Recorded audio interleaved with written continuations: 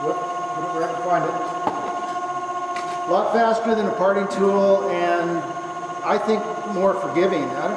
It's just a wonderful tool. I like it. It doesn't bind. It works just very, very well. That's the trouble. See, this is much bigger than my shop, so I can't find things. My wife doesn't say it's the space, it's the way I've organized my space.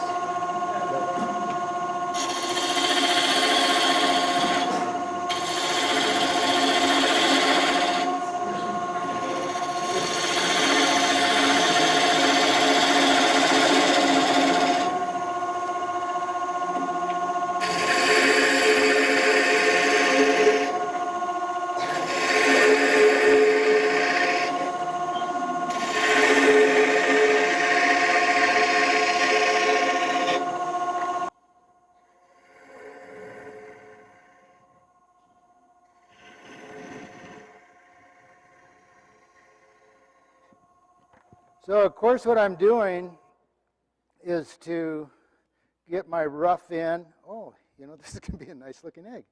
Look at this. Well, that's, you know, I'm always surprised at what turns out. It's really a hoot. I got a piece of just sickest looking piece off my dad's flowering plum tree, and to me it's one of the most beautiful eggs that I own. It was a total surprise. But anyway, so I've got my general shape. Did that with the roughing gouge just so it's quick. And then we can do the rest with a spindle gouge, a bowl gouge, a skew. Oh, the skew. There's a good video called,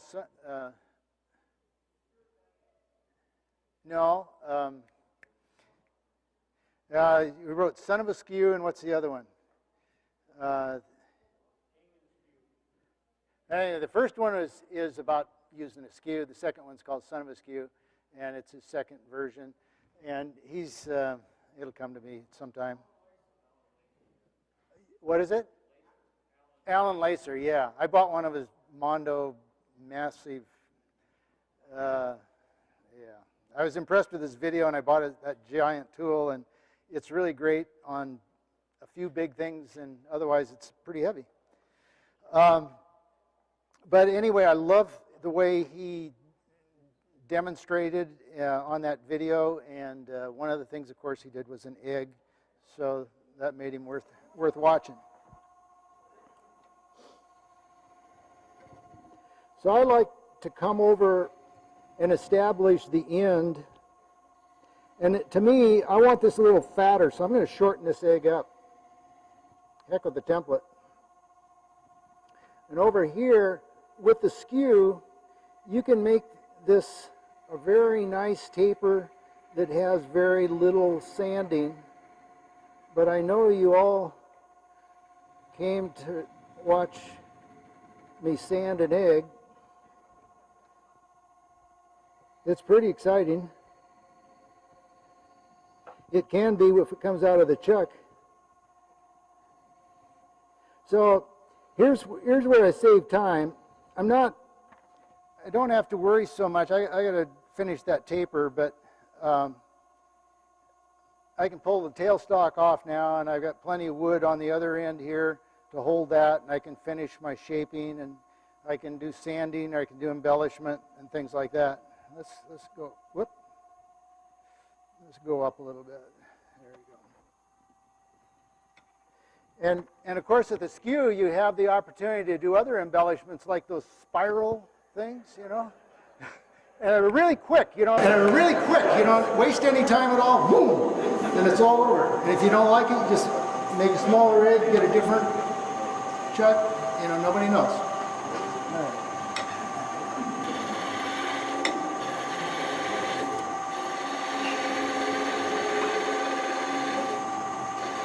How come you guys all knew what I was talking about?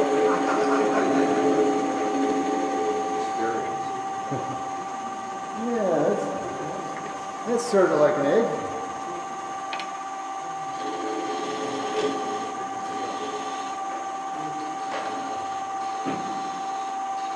So with the skew, one of the things that you're always trying to do is give yourself space so that you don't get a bind in there, and you can actually, you're not just jamming this wedge in there, you're actually cutting. And I tend to do that, I tend not to give myself enough space sometimes. And I really have come to appreciate that waist area more than I used to. I used to be so frugal with my wood that it's silly.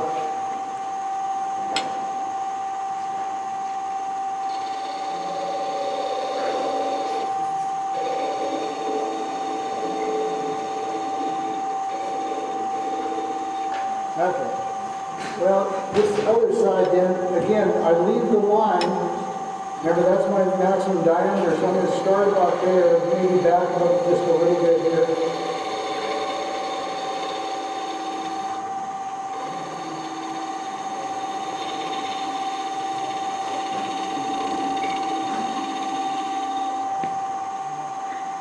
Okay. Getting there.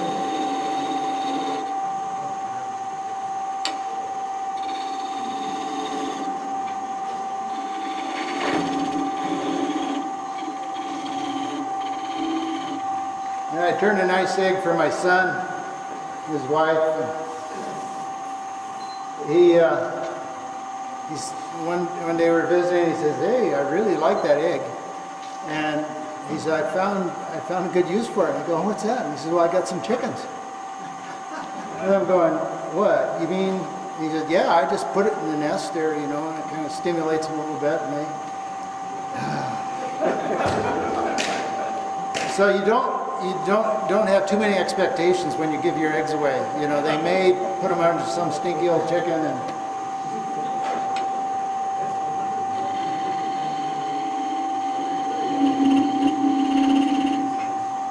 All right, we're gonna clear out a little space here. And the other thing, there are so many things that we do in common that I'm repeating some of the things Jim said, and that might be because Jim helped me out bringing me along up at his place one time. But you give yourself that space, but allow for that tear out. So if you trim it off immediately, in fact you did that, didn't you, in one of your demos. If you trim it off too close, you'll end up with tear out, pulling fibers out of there. If you leave a little length, then he pulls out this nice little carving knife and trims it off, then you sand and no worries. All right, here we go. Let's get rid of this. So I'm going to leave a little bump out here. Not much of one, but well, that's fine. That's fine because I can't do anything about it. Until I get the jam chuck on. So I can finish that off on the jam chuck, and where it broke actually proves that point. This is really ugly, but we can put it in a jam chuck, and then this will, we can make that disappear. And you won't tell anybody, right? So the other end, I do have a little dimple I've got to get rid of too, and I can do that with a jam chuck. Now here's what I do to save time, but I think we're going to have time maybe to do a jam chuck. I don't know if you want to see one, or I have a supply.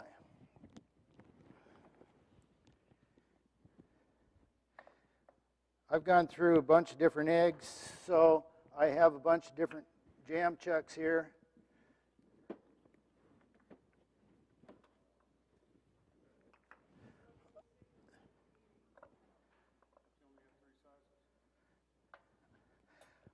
I have 3 sizes, and then I have optional sizes.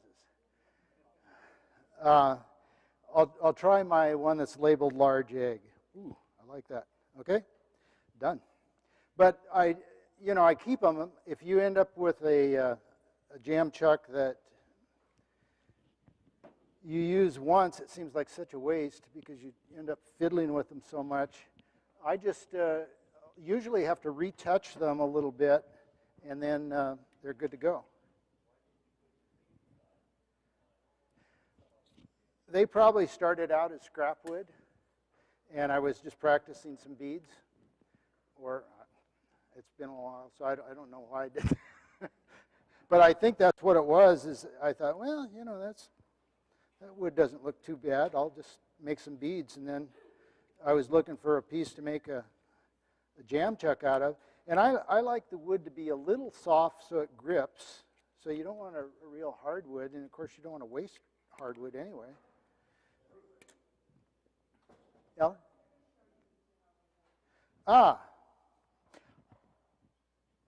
Well, that depends. The question was, what finish do I use? Well, the eggs that I'll pass around right now, this is what we first were using. We were using Triple E Ultra Shine, and that's just a paste goo. We can use it here. It colors the wood a little bit, and has, I think, 600 or 800 grit mixed into the paste. So it pumice, and it works. It works well. I like it, and then it's compatible with its sister product, I guess, brother product. I don't know, and that is Sheila Wax. I think they're Australian products, and they work well. I mean, you can use them on a bowl, but you end up using a lot of it. And then the other thing I've found about these, we'll use them maybe here in a second. I'll set them here so you quit dancing on you. I use that on those because I can just go, boom, pull it out, spin it around, jam it, boom, done. So, whoops. Sometimes the jam chucks really work. In fact, I had one night before last. I had to take the thing off the thing and pound it to get the egg to pop out because I had made it a little larger diameter, and it was holding, but it was past that maximum diameter, so it had gone in and kind of molded, and it did not want to come out.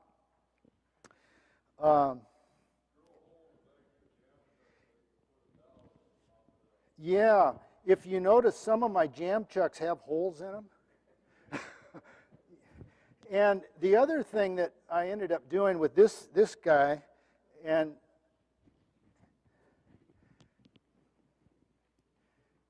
this is not for that one.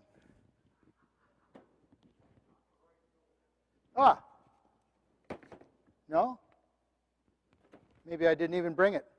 Oh, yeah. Okay, so I'm going through here with my vacuum chuck, and then I take my jam chuck and put it in here. The trick is getting it to center. And you have a hole through your jam chuck so that it's sucking in there. And that's what I did with this one. I wondered. I put this up here, I coated this so it wasn't so porous, got a good seal, and then I take my egg that I was having that trouble with, and this is, you know, if you're a belt and suspenders type of person, you can jam chuck it and vacuum chuck it. And you also have your 4-jaw chuck, so you're really wired here. And that thing holds real well. And, you know, it's a little overkill. Maybe. All right. Well, let's see if that's centered. The way I usually check for center is to run that up and see what it does around the center point of the live center. And that's nice when you have that. And then you can just pull it back, put your face shield down, and see how she spins. Not too bad. It's in there pretty well. So we should be able to just turn that away now. Now I probably could turn it away with this thing is special.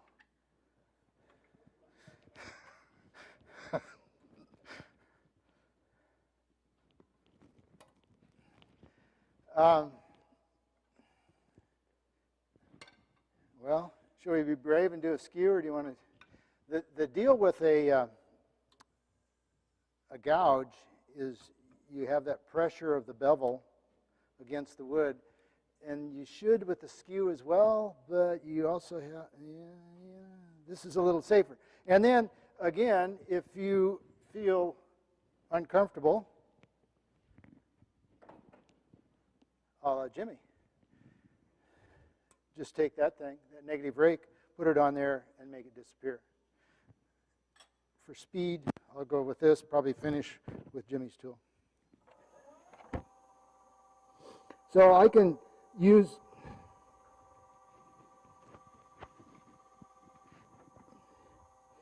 a pull cut here to make sure I'm going into the chuck again. And there's you can hear there's a little bit of pop in it.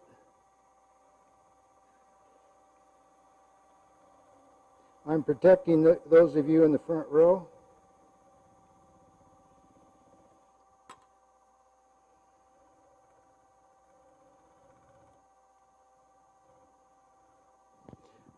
But I really think, you know, this negative rake does about as fine a job of doing this in grain as anything. And we're a little out of round here. I might have to redo this chuck a little bit. But you did want to see me sand, right?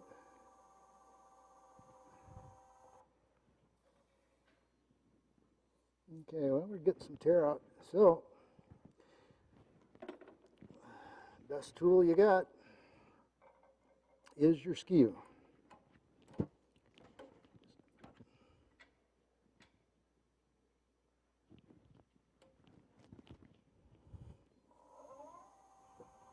I think one of the problems, I didn't really get it centered that well, and the way I'll move my tool rest up, and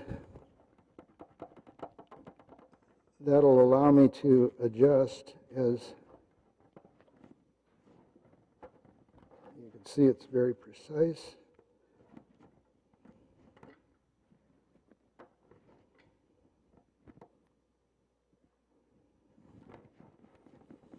And there's a fair amount of fiddling with jam chucks for sure. There, like that.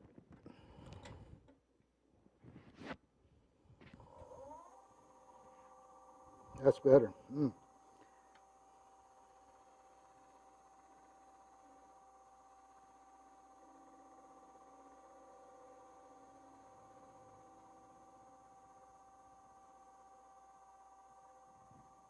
Okay. All right, nothing that can't be removed with some sandpaper.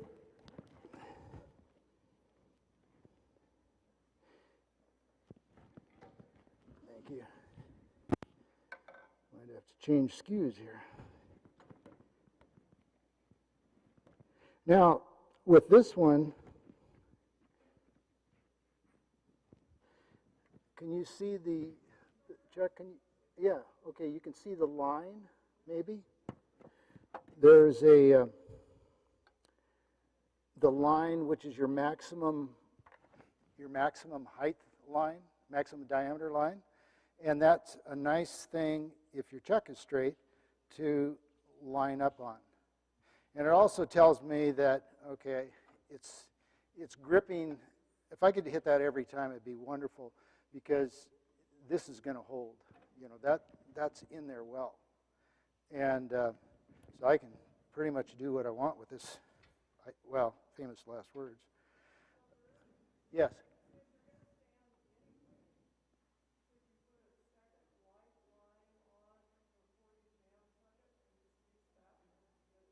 Mm-hmm. Yeah, you could, definitely. And I've done that. I've done that sometimes to tell where I am in relation to that maximum diameter line. I've got a little dimple in there that I'd like to take out. I was going to pass. I don't want to do it with that dimple.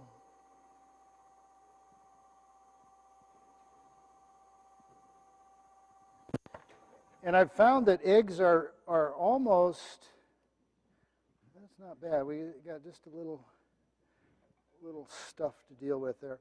But as they come around on both ends, they're almost perpendicular to the grain.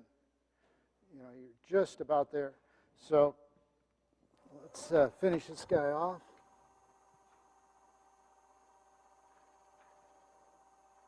And I'm using the point of the skew, but you could use the heel as well. And of course, we can sand or we can scrape or whatever to finish that thing off, to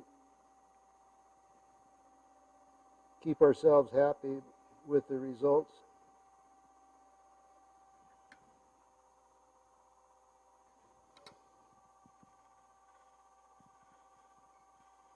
Negative break. So you can do that, and then your sanding here is going to be, you know, just ultra simple. Zip, zip, zip, zip, and you're done. Okay, one thing that some of you were wondering about, that finish and that sort of thing, I will, well, that's what happens when you go past that midpoint. You can see what this is like. Let me pass the, where's our pattern?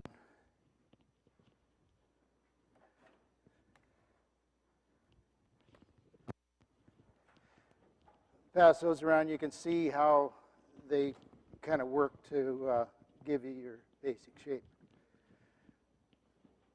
Okay, any questions there? Okay.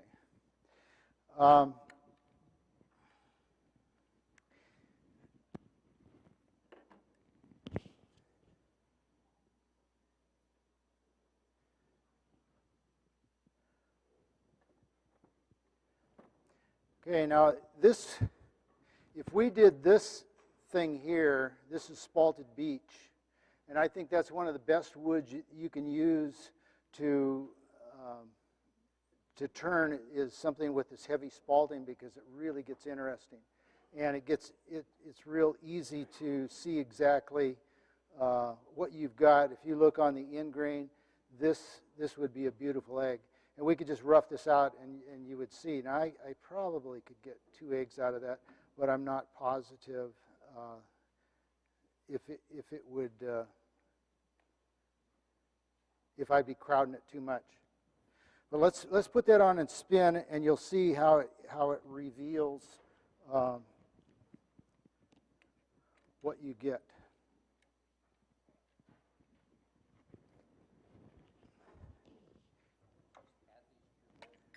Yeah, that's fine.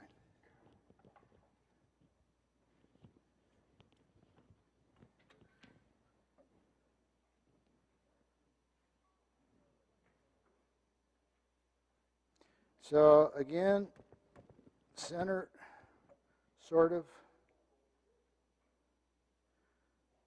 Center, sort of. And you're good to go.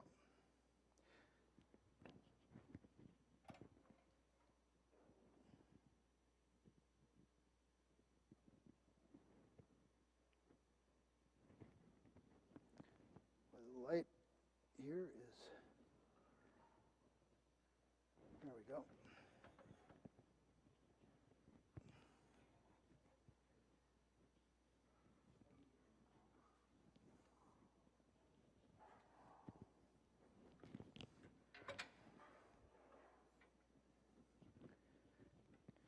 So this is a piece of spalted beech that I've made a kitchen island out of, that I plan to make some stools out of. And one of my favorite pieces of wood. We better slow down a little bit.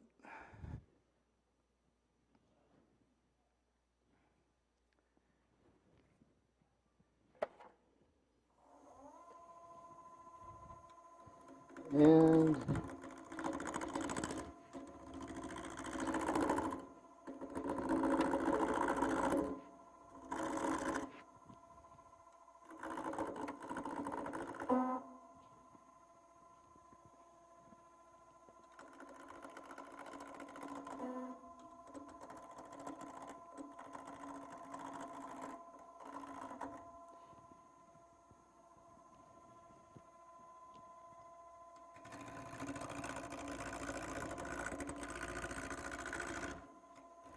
with a step drive,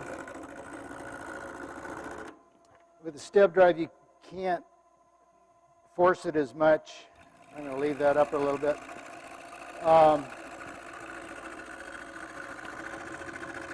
Where a skew is a wonderful tool for doing that peeling cut, and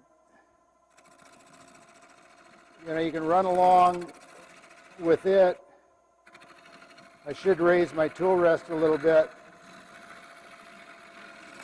but it's also a quick way to reduce and get to your diameter and have a nice smooth surface. You can hear it come down there.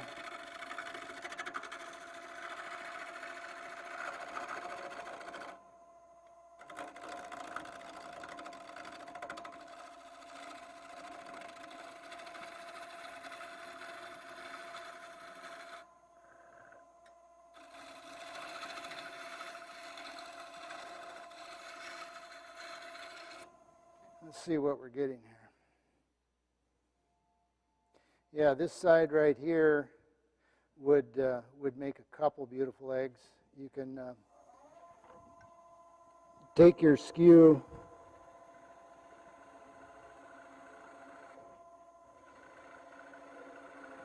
run it down, and get a good reveal of what's there, and then plan your next move.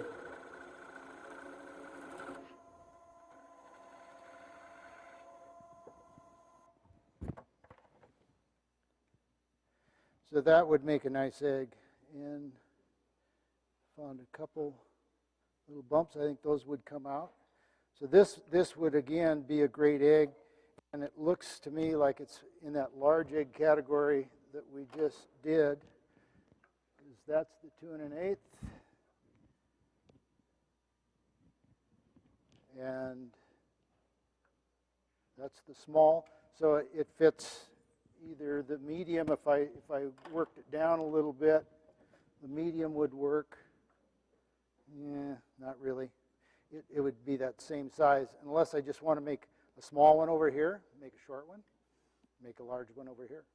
And as soon as I get my tenon, put it in the 4-jaw chuck, then you've got 2 eggs, and you're just using one blank. You're doing it quite a bit faster. So that would be what I would recommend doing with this piece. And also, looking at this piece, I'll pass it around. I would put my tenon over here, reverse this, because I like what's on this end better. Why not?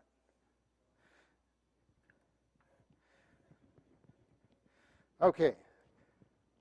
I'll do your pleasure. Do you want to create a jam chuck? Do you want to have me turn an egg, or would you like to go home? What's that? Hood Canal Bridge closes at 10.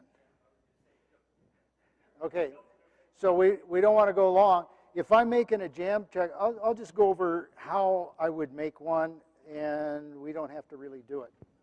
Or we can. Okay, I won't keep it past 9. In fact, I'll close before that.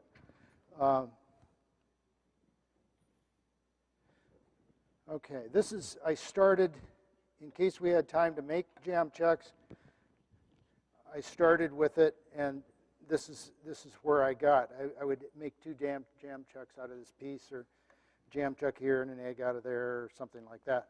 But basically, I've turned a tenon right here already, and this is ready to be parted. Slam it in there, and then you're making half a box. You're going to hollow, and you're going to hollow to the depth that you need. You you can get the depth that you need off your blank here. Then give yourself extra.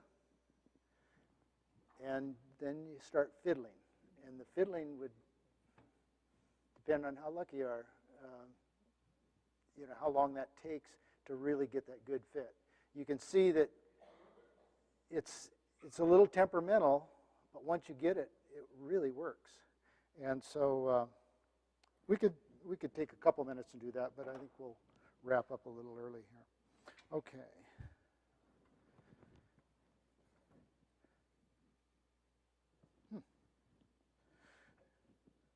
Oh. Anytime you take something off a lathe and remount it, no longer is on the same axis. All right, so we'll make it. No, I don't have to. Okay, we don't worry about that. Okay, to do this, I'm just going to part it off, get it down there. We'll part it off with the saw and move on.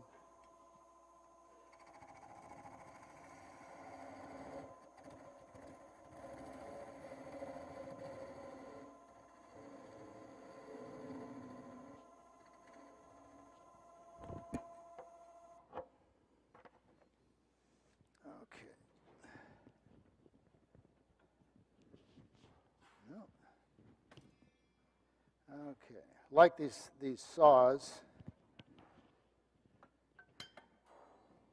in my shop, what I like to do is put a piece of wood down so that I don't, by chance, slip and end up, hitting the teeth of the saw. Who cares about the wood, but I do hate a dull saw.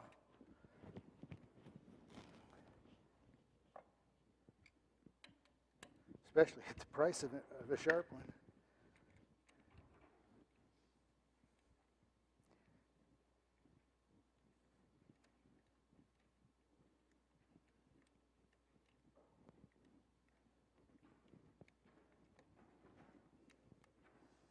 And again, on a 4-jaw chuck, your best grip, I should have buttered that up and put some pressure, but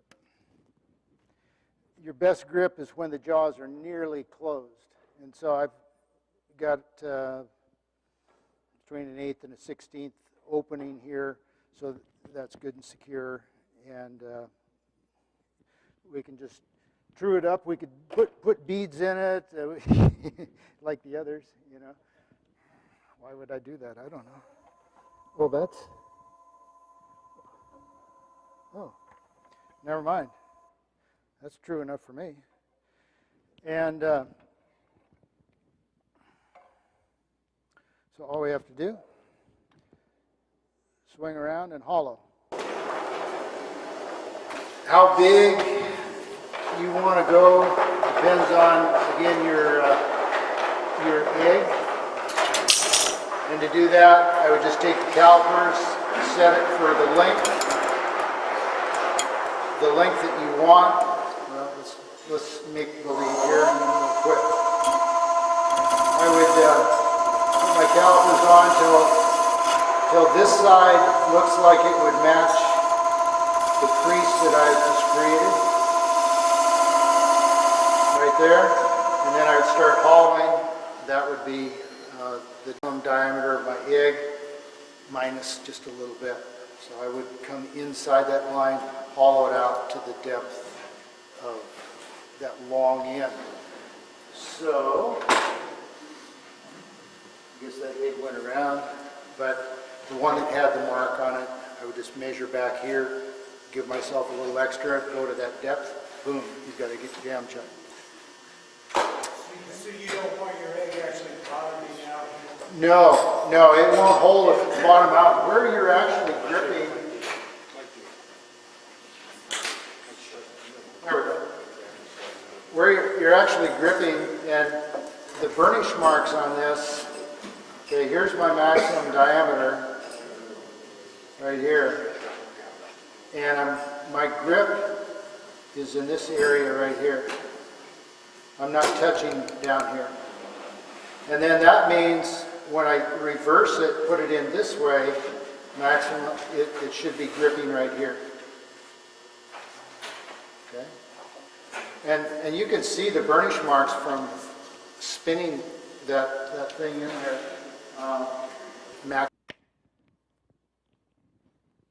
So this is the one that this earlier. Yep. Yeah, so you're just shy of that center point. This one, remember, was working half hour ago, and now it's not.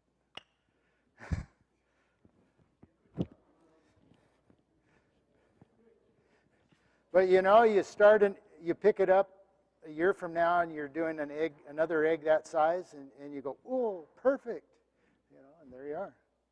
So, well, with that Hood Canal Bridge, and I thank you for your patience. It's been kind of fun to get ready to do this and to do it, and I hope there's some part of this that you can use. Enjoy the eggs. If you have any questions, I'll be here picking up and stuff. So, thanks for coming.